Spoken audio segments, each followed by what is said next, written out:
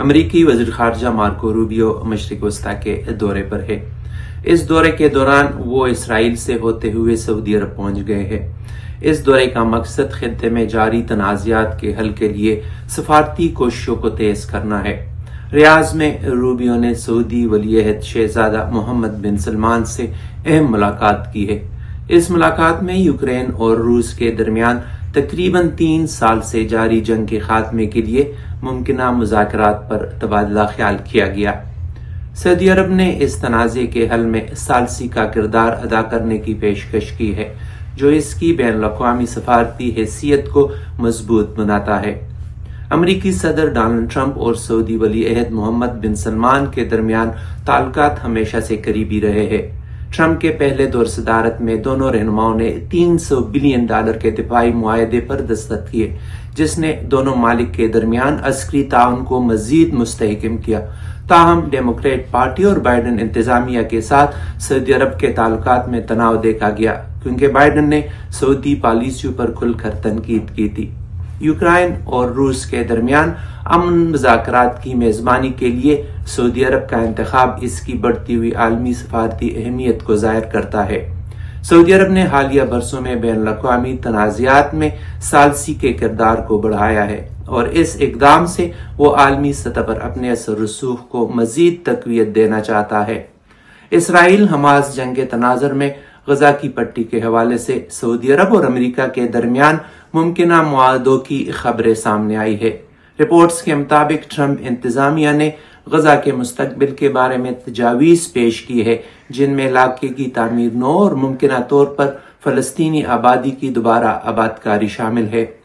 تاہم سعودی عرب نے واضح کیا ہے کہ وہ فلسطین ریاست کے قیام کے بغیر اسرائیل کے ساتھ تعلقات کو معمول پر نہیں لائے گا۔ سعودی حکام نے اسرائیل پر زور دیا ہے کہ وہ فلسطینی عوام کے حقوق کو تسلیم کرے اور 2 ریاستی حل کی راہ ہموار کرے۔ سابق سعودی انٹیلیجنس چیف شہزادہ ترکی الفیصل نے حال ہی میں العربیہ چینل کو ایک خصوصی انٹرویو دیا، جس میں انہوں نے امریکی صدر ڈونلڈ ٹرمپ کے غزہ سے فلسطینیوں کی بے دخلی کے منصوبے کو سختی سے مسترد کیا ہے۔ انہوں نے اس منصوبے کو نسلی صفائی کا ایک تصوراتی خیال قرار دیا اور کہا کہ فلسطینیوں کو ان کے آبائی علاقوں سے دخل کرنا ناقابل قبول ہے۔ شہزادہ ترکی الفیصل کا کہنا تھا، اگر فلسطینیوں کو کہیں منتقل کرنا ہے تو پہلے ان کے زیتون کے باغات، گھر، زمینیں اور حقوق واپس کیے جائے۔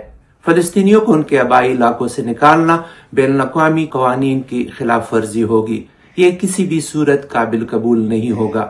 شہزادہ ترکی الفیصل نے مشرق وسطی میں امن و استحکام کے لیے ایک مارشل پلان کی تجویز بھی پیش کی ہے۔ ان کے مطابق خطے کی تعمیر نو اور ترقی کے لیے عالمی برادری کی مشترکہ کوششیں ضروری ہے، تاکہ یہاں پائیدار امن قائم ہو سکے۔ یہ انٹرویو العربیہ نیوز چینل پر نشر کیا گیا تھا، جس میں انہوں نے ٹرمپ انتظامیہ کے غزہ سے متعلق خفیہ منصوبے پر کھڑی تنقید کی اور کہا کہ یہ فلسطینی عوام کے خلاف ایک اور ظلم ہوگا۔ یہ تمام پیش رفت سعودی عرب اور امریکہ کے بدلتے تعلقات کو ظاہر کرتی ہے۔ یوکرین روس جنگ میں سعودی کردار، ٹرمپ کی غزہ منصوبہ بندی اور سعودی عرب کا 2 ریاستی حل پر زور مشرق وسطی میں جاری سفارتی چالوں کا حصہ ہے، جس میں آنے والے دنوں میں سعودی عرب کا عالمی کردار مزید واضح ہوگا۔